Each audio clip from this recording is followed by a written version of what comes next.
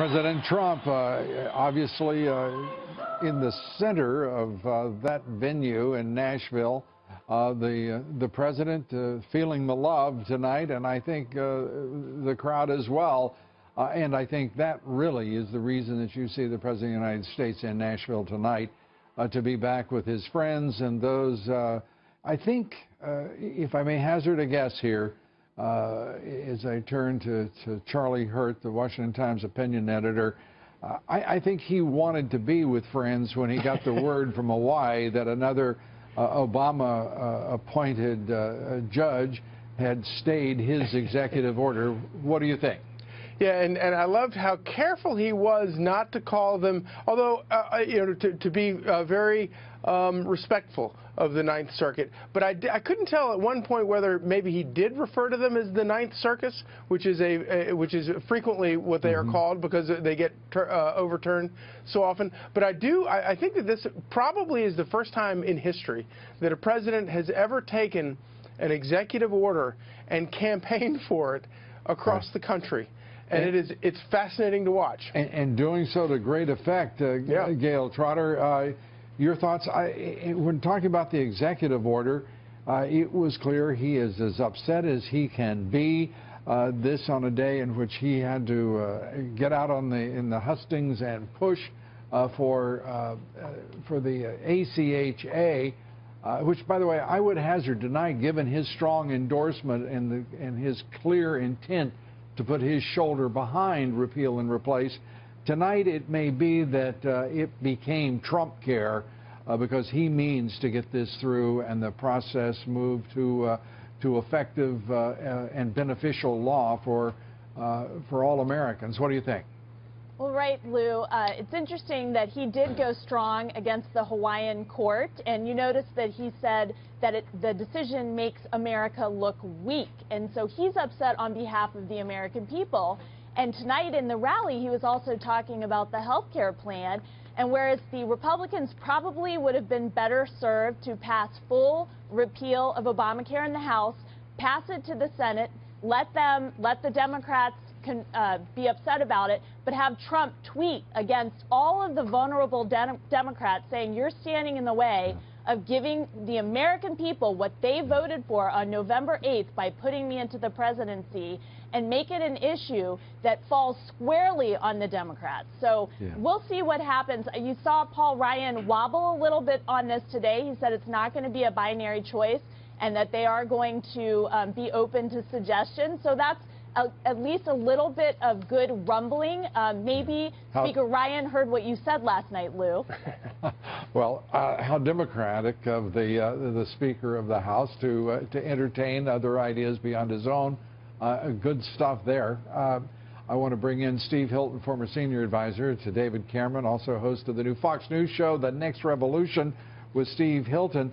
Also, as Gayle was pointing out, he doesn't only have social media. He can bring these rallies to any congressional district, to any state in the union, and have some amazing effect. Yeah, I mean, that was terrific stuff from the president, very powerful stuff. What, in a sense, we got used to during their campaign, but there was something about it that was in a different league, big league, I guess we could say. That's right. More commanding, more confident.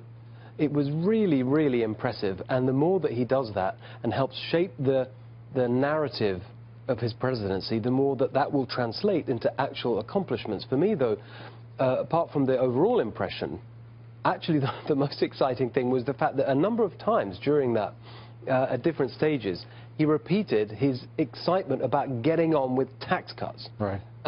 You and I have discussed this many times before. I think the main reason he was elected was to bring change in the economic arena. So many people and families who are struggling, who want that job, who want that pay rise, who want this economy to get moving. And we know that tax reform is at the heart of that, along with other things like infrastructure and the deregulation that he's already begun. The tax reform is critical. He said he's really excited about getting on with it as soon as health care is done. Right. This is a president you're talking about, and I think you're right.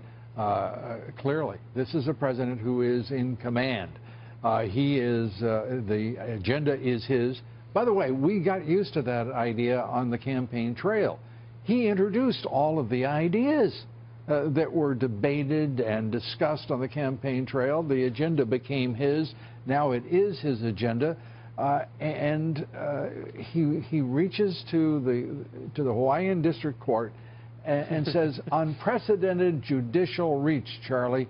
That was his intemperate moment. Yeah. And it had more power, I believe, because he was so constrained by his choice tonight, but his displeasure rose to the rafters in that room, and will, I think, carry across the country. When was the last time you saw thousands of people gathered in a monster truck arena cheering about somebody doing a takedown on the Ninth Circuit on some obscure legal opinion? It's just brilliant. And, you know, the White House is a very isolating place, and Washington, D.C. is a toxic place. And I think that Donald Trump, obviously he realizes that, and I think that it's uncomfortable for him. And you know, being able to go out to a place like Nashville, places like Michigan, and get before people, the people that he likes, the people that he actually respects, and getting that kind of reaction, I think it really recharges his batteries and reminds him what he is fighting for. Yeah, and it is so easy to lose sight of the fact this is a man who's working a full workday, who, by the way, is on his third stop on a one-day adventure across much of the country. Ypsilanti, Michigan, Detroit, Michigan, and Nashville, Tennessee. This is terrific to watch. Recharges batteries. I think there are thousands of Democrats in Washington, D.C., Charlie, right now, who are just dreading the prospect, the possibility that he could recharge and even be a higher energy than he has been this evening and all day long.